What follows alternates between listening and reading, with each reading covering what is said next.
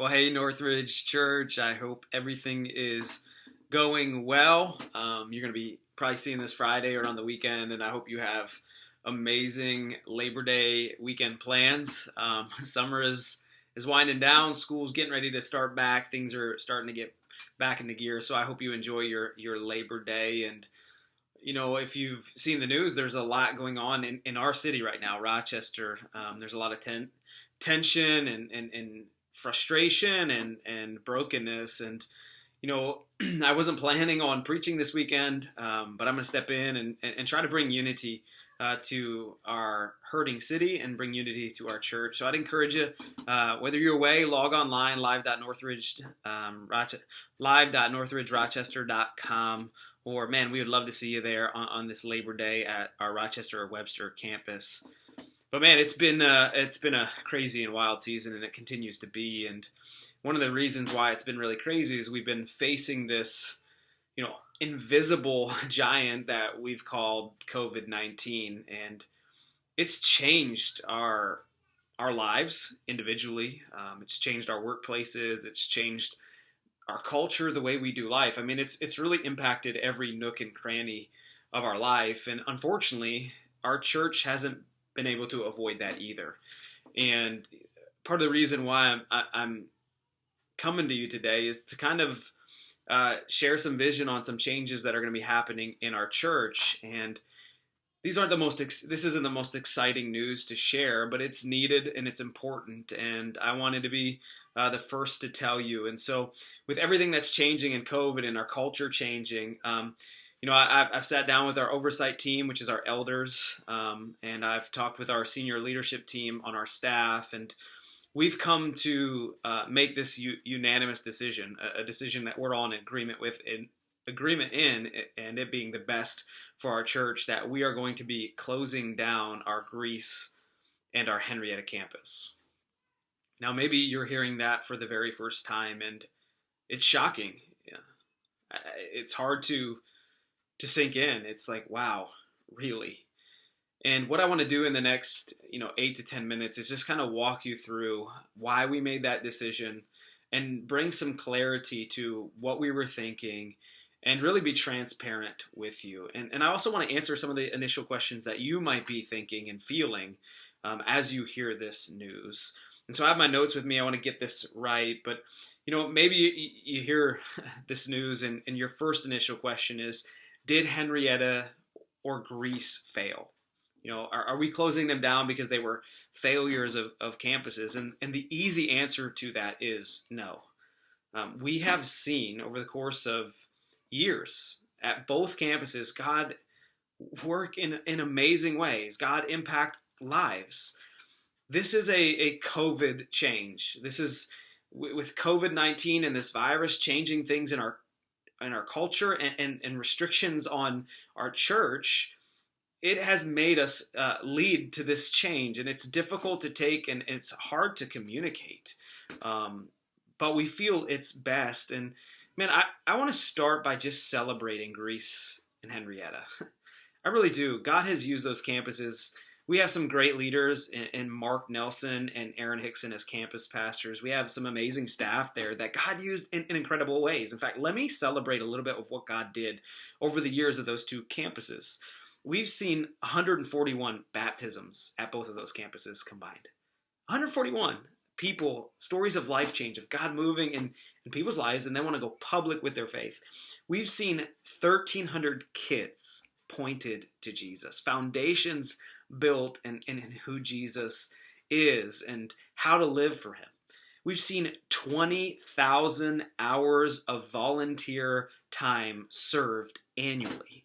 So every year at both of those campuses, we've seen 20,000 hours of volunteers serving. I mean, that's amazing. We've seen 2,500 guests visit our church at those campuses and experience genuine what it looks like to follow Jesus, hear the gospel. And you know what? There's countless stories that we don't even know of how God used those campuses, our campus pastors, our staff, you as volunteers, to impact people with the gospel of Jesus Christ. And for that, I'm grateful. And man, It's hard to communicate this news. It's not easy. But I also want to walk through why.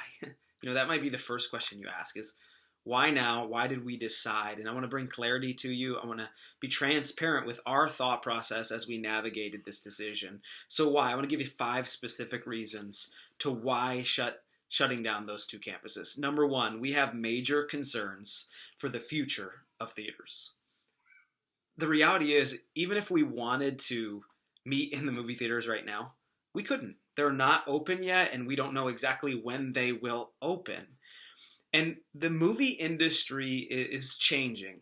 I mean, let's be honest. Who right now wants to go to a movie theater? They were dirty before, and now with COVID, it's kind of changed our philosophy of thinking, our way of thinking about going to a movie theater. And the movie industry is changing. In fact, let me explain how. Universal recently signed a new contract with AMC. And the AMC is the largest movie theater chain in the industry. And they made this huge change, reducing the amount of time a movie theater has exclusive rights to a movie. It used to be 90 days. Now it's 17. And so the movie industry is changing. Walt Disney decided to just bypass the movie industry with the new release of Mulan. They're going straight to Disney Plus, and they're going to rent it to people who want to watch it and not even go to the movie theater. So we don't even know if movie theaters will be around, and our leases, which are worth hundreds of thousands of dollars, they end in October. So in October, or whenever they would reopen, we would have to re-sign a year lease, not knowing what the future would hold. And so number 1, we have major concerns about movie theaters. Number 2, why? Well, we have enough space at our Rochester and our Webster campus. We just sacrificed to see the Webster campus open. And what that campus opening did is it really increased our capacity as a church. It really doubled it. And so now we have plenty of space to care for everybody who calls Northridge Church home. Our capacity has grown, and we have the ability through 2 campuses to handle and deal with every person who attends Northridge Church. Number 3, volunteer capacity. You see, what's really hard in the season is there is a lot of people who are still watching online. And that's not me being angry or mad about that, but there's a lot of people who are very concerned about this virus. They have pre-existing conditions, and so they're watching from home. In fact, 52% of our church right now is watching online. And what that does is it makes it difficult for us as a church to have enough volunteers to do what we do on a Sunday morning. In fact, just at 2 campuses with 4 services at both of those campuses, meaning we have 2 at each, 4 total services, we barely have enough volunteers to make it happen. And so can you imagine spreading out into 4 campuses? We would be so spread thin with bands and kids ministry volunteers and greeters that we probably couldn't even pull it off right now. Number 4, we want people to get plugged in immediately. Maybe it's you who is listening right now, and you go to the Greece or the Henrietta campus, and you've just kind of been waiting around, saying, "Hey, I'm gonna start serving again when my campus reopens." And making this decision now makes it brings clarity to everybody that, hey, there's 2 campuses, and now I got to make a decision. I got to make a decision to which campus I'm going to go to. I would encourage you to go to the campus closest to you, the campus that you got relationships in, and the campus you feel most comfortable getting plugged in. We have amazing volunteers at our Greece and our Henrietta campus, and our desire is for those people to get plugged in as soon as possible at the campus they decide to go to. And so we don't want people kind of guessing and waiting, when's this going to happen? And we want to bring clarity to it so people could get plugged in immediately. And number 5, we need a stronger online presence. This is an amazing stat, but right around 50% of the people who attend Northridge Church attend digitally. Now, we believe that is going to change over time. We believe people are going to come back, but it might take a while. And so we need to adjust to the reality of where our culture is going. Our culture is digital.